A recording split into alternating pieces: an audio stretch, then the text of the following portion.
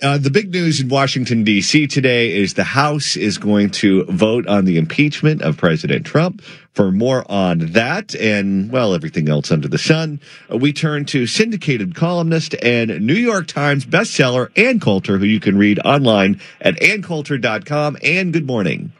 Good morning. Whatever you were just talking about is more interesting than the impeachment.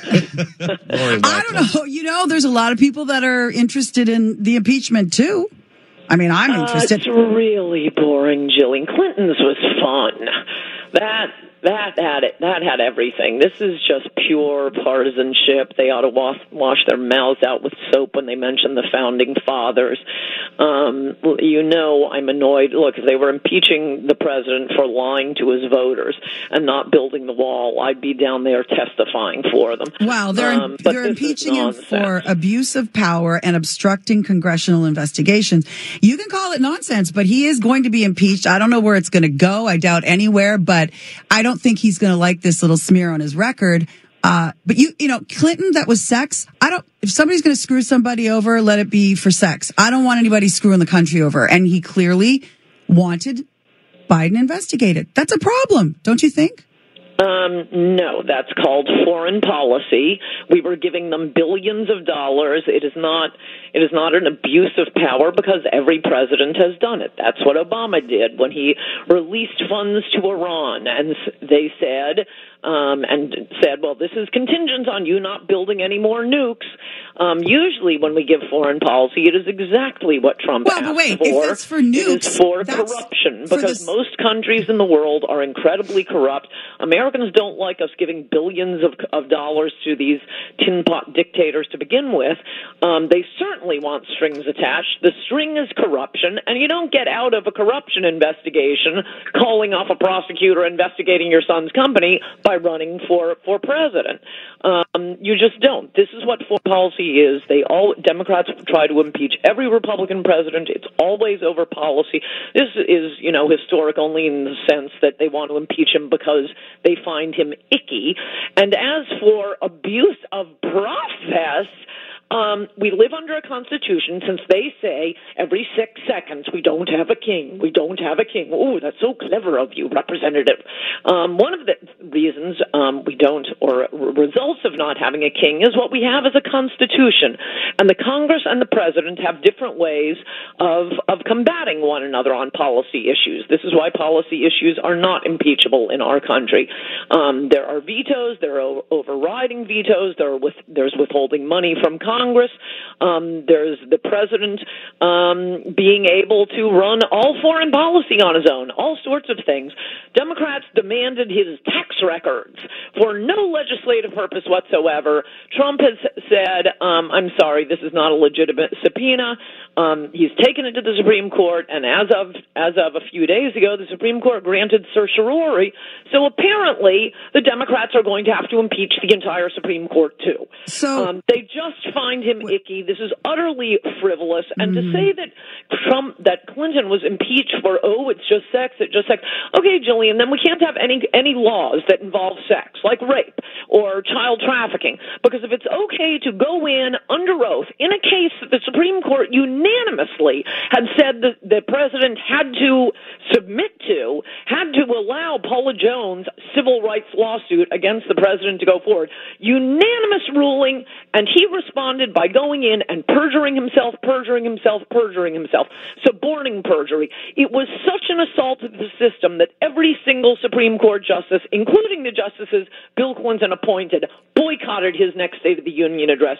You can't have a system of law if people feel free to perjure themselves. And here we have the President of the United States perjuring himself. Okay. It is utter nonsense to say, it's just about sex. Okay, no. You're the one who said, wait, you're the one who said that was a way more fun one because it was about sex. Like, I'm just saying, you can bring up Obama and talk about the Obama and the nuclear deal. That deal was made, it's to protect America. This is a totally separate, he wanted Biden investigated for his own personal reasons. That's not for the country.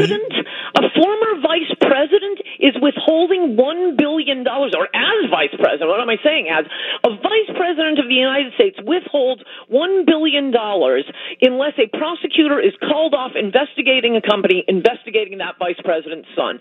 That's corruption. That deserves investigation. Well, wait a minute. We've got is a prima facie case of it. We do have a president in power whose daughter has a place in the office, and she's making money. She made hundreds of millions. What are you talking about? She's in the office she's an advisor to the president making money. Nobody's investigating Ivanka. Well, if I didn't vote for her. What you just said, they would have thrown that into the impeachment. I didn't vote for her. You didn't vote for her, and yet she's there as an advisor to the president with an office, now, and she's doing. We voted for Jared. Now, I'm going to run some new numbers by you, Ann, from a Monmouth poll. This is among independent voters because we know what's going to happen with impeachment. He's not going to be convicted in the Senate after the Democrats impeach him in the House, but there is an election right around the corner. According to independents who were polled in the Monmouth University poll, his favorability is at 49%. The next candidate closest to him is Bernie Sanders at 39%. Then it's Joe Biden at 38%. Pete Buttigieg at 34%. Elizabeth Warren at 32%. Michael Bloomberg at 25%. Is this backfiring on the Dems because it's pushing them so far to the left that they're falling off a cliff? Well, I'm not sure what to make of polls in the Trump era. I also haven't looked at the polls. Part of the reason a lot of these polls are just nonsense from the get-go. If they're not polling people who ever have voted, who ever will vote. I mean, they often the closest you get these days, they're pretty inexpensive polls, is they'll ask the person being polled, did you vote in the last election? Are you likely to vote? And then, okay, yes. The expensive polls that tell you something and still aren't very good in the era of Trump, the pollsters will go and check to see whether the person voted. You can check with the local voter town hall or voter registration. You can find out if people actually did vote. Those have some meaning. But as a general matter, I'm enraged with Trump, and these Democrats are forcing me into the position of defending him. I also think it's just, I don't think it's good for Republicans either to be so obsessed with this impeachment. It's silly, it's frivolous, it's partisan. We elect politicians, we pay their salaries so that they will do things to make our lives better. Now, what Democrats and Republicans think will make the American citizens' lives better varies. The Senate just passed a bill to grant amnesty to illegal alien Liberians, and that's not going to really improve my life in any measurable way I can think of right now. But still, that's what you go back to your constituents. You say we've banned plastic straws nationally. Aren't you happy, Democrats? You go to Republicans and say, look, we really are building a wall. Isn't that going to make you happy? No, instead we just have this nonsense. I mean, at least in the Republicans' case, they have no choice. They've got to respond. But I hope the Senate trial takes 10 minutes or less, and they just dismiss the whole thing. And how about passing an infrastructure bill? There's something that both Republicans and Democrats claim to agree on, but we're getting nothing done. This is the most preposterous do-nothing Congress, and they're not even entertaining us. Well, last question before you go, Ann, because I know you travel a lot, especially this time of year. How insane have the airports been? Because I flew in yesterday, and it took 3 hours to get out of LAX.